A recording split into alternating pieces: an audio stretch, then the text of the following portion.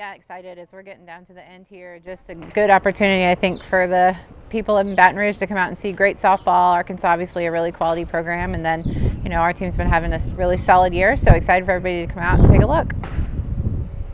Where's the line between, I don't want to say pressure, but they want them to do well here and not putting too much on themselves here in the stretch run of the regular season?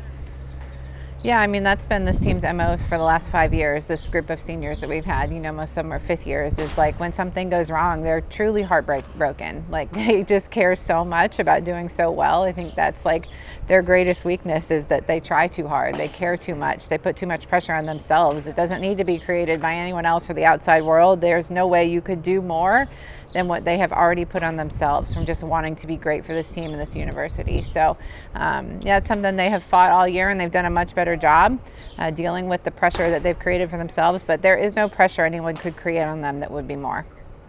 You played an ambitious non-conference game Tuesday. It didn't go the way you wanted, so is it just a matter of flushing it as quickly as possible? Or?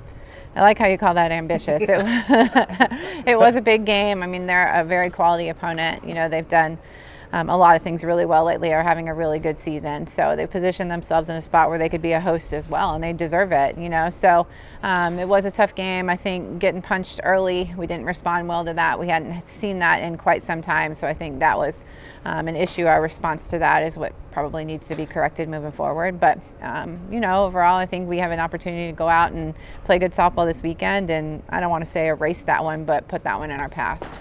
Yeah, ambitious meaning you put yourself in a madhouse. Not a whole lot of people would do that on a Tuesday, right?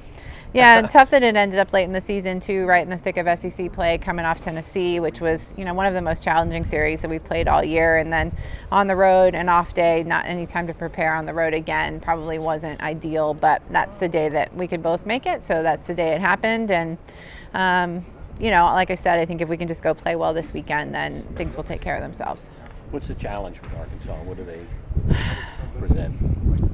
Yeah, I mean, I think their pitching looks different than a lot of the pitching we've seen. I think they have some different looks on the mound. They also have two left-handers, which, obviously we've talked a lot about that at length with our left-handed lineup. That is, always a challenge. So I think that's going to be different. And then I think, they have an experienced offense as well. They have some really talented players in that group. I mean, Bree Ellis, one of the top hitters in the league. They have an All-American in Hannah Gamble. So they have players that have been there and done that, and they'll be well coached and well prepared. Off the subject, why can't softball follow the same model as baseball in the SEC, where you play 10 series? Is there any specific reason why that is? I mean, they have one more team than us, I guess, as part of it, right? We're only at 13. So with the bye weekend, I know that softball's really just held on to this model that we've played just for RPI purposes and for our own scheduling, that, I think when we just continue to play each other and beat each other up, I don't know that it's the best thing for our RPI. So the decisions that we've made in our group and our conference have gotten all 13 teams into the postseason, several times in the last few years. So I think we've really wanted to hold steady with where we're at because we feel like it's working. Okay. Any concerns for offense, or is it just the quality of pitching that you've seen over the last week, really?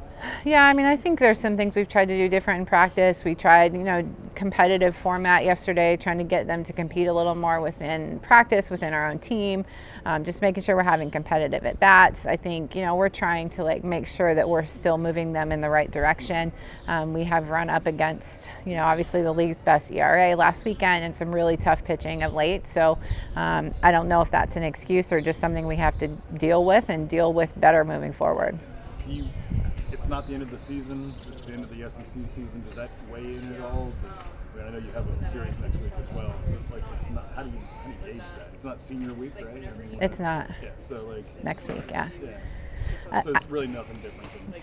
I mean, I don't know if the teams really put a lot of weight into it being the end of the SEC series. I think it's just we've really tried to focus, the most important game of the year is the next game up, and the next game up is Arkansas on Friday night. So that's really how we've tried to sell it to them all year, how they've tried to attack it. So next game up is Arkansas. When we get through Arkansas this weekend, the Liberty Series is going to become extremely important. I feel like this is a messaging that you do often, but kind of we're good enough. Let's not panic. Let's do what we do and do it to the best of our ability. Do you feel like coming down the stretch here where things get more interesting?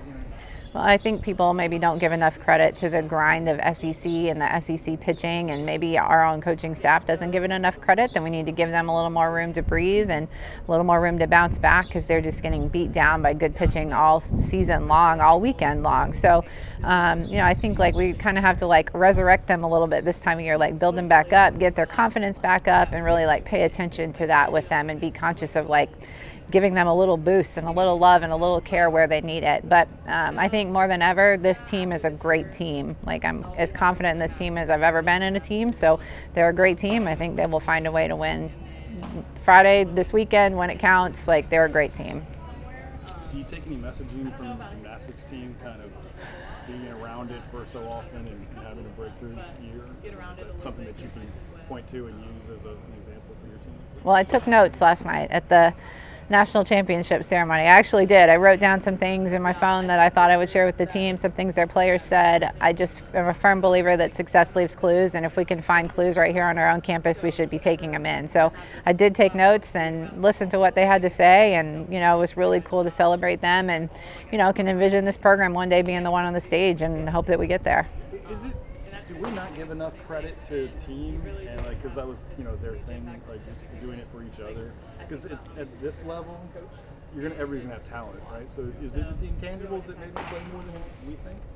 Maybe so. I think every team's different. I mean, their sport is just so different. They've never written a scouting report, or they've never had to. It's really not against an opponent. It's just against themselves. So I think just like pulling for themselves, finding their own confidence, more than like not having a strategy against what you're facing and having to manipulate what you do week to week, like, is a different feel. Like, trust me, they have their own demons and barriers and things. I mean, getting up on that beam, knowing you had to stay on that 4-inch beam, was a feat that I couldn't even imagine. But we all have our own things. But I think it's just tough to compare with how we have to scout and prepare so differently. What have you gotten to know about Jake? I mean, just being in meetings or whatever as a fellow coach.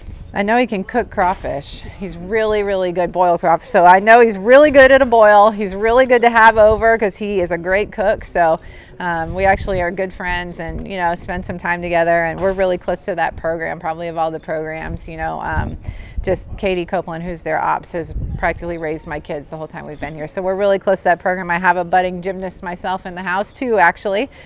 So we're just really close with them. And he's just a great guy. I know, he's just worked so hard and been through so many things. And it's just so cool to pull for him as a human and a person, and see him have that kind of success. And the program, from top to bottom, their athletes are incredibly friendly every time we're around them. They're, hugging our kids and just wonderful people. So it's so easy to pull for their success.